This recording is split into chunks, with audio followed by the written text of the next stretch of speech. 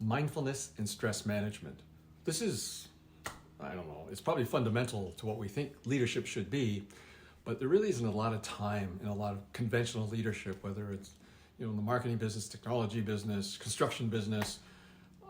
Projects don't have a lot of room for mindfulness, but they should. Now, individuals should practice this, but you as a leader should own it. And you want to look at ways of reducing stress on your project teams. And one of the best ways you can do it is do it yourself to start. And what I recommend is the first thing in the morning, have a glass of water. But before you have your cup of coffee or anything like that, just do 4 to 5 minutes of deep breathing. And there's an app on your Apple Watch, and probably one on Google as well. They're free. And they just help you. It's like about a 3 count in, a hold, and a 4 count out. And that really helps you just to set your day. And they say that for stress management, it carries with you through the day. It's a beautiful practice, okay? I don't want to get all foo-foo-y, but that's what it is. And you've got to look at ways of getting that brought to your team. And maybe it's before you start the day, you have a stand-up with the team and talk about what's going to be happening for the day, the week. And you just take a moment to pause and everybody just takes a couple of breaths, because there's going to be challenges. People can butt heads or whatever. There's people who got personal challenges, career challenges, whatever, and it's going to possibly have an impact. So you really want to look at these different ways of keeping productivity up and getting the project outcomes that you want, but not by having a stressful environment. You want to get it relaxed and peaceful and as smooth as possible.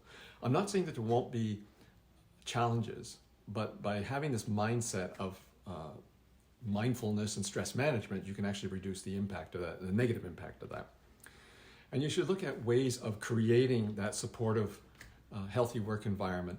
As I mentioned, starting off your meetings with just a moment of just breathing, it just gets everybody calm. It gets everybody ready, especially if it's going to be a stressful meeting. Just say, hey guys, gals, we got a tough topic here.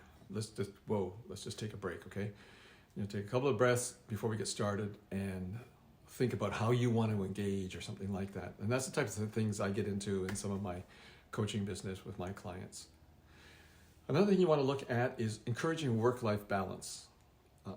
In this day and age, maybe more so with a lot of the work from home, people do have a lot of that, but you want to make sure that people are engaging with their families, engaging with their community, and that it's not all about work. There's a lot of companies these days that actually encourage volunteerism and make that part of the job description. So I recommend look at things like that for your team. It doesn't have to be as big as that, but it could be, I don't know, just simple things.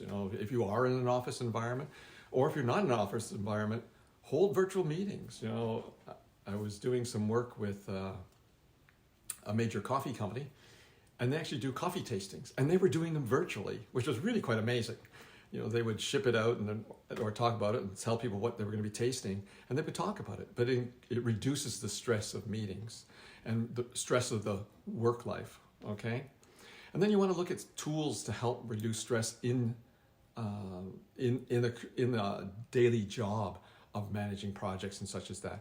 So there's various apps out there. You can look at those. You can look at, as I say, the breathing, just relaxing, and you can talk to your team members and say, hey, I can't talk to you about personal stuff because I'm not HR, but if there's anything coming up that's going to conflict with commitments on the project and you need to take a break, I don't need to know a reason why, but encourage that.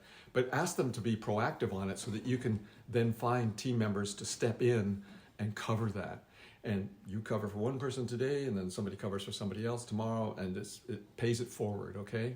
So look at mindfulness and stress management on your projects. I think it will go a long way in delivering successful projects.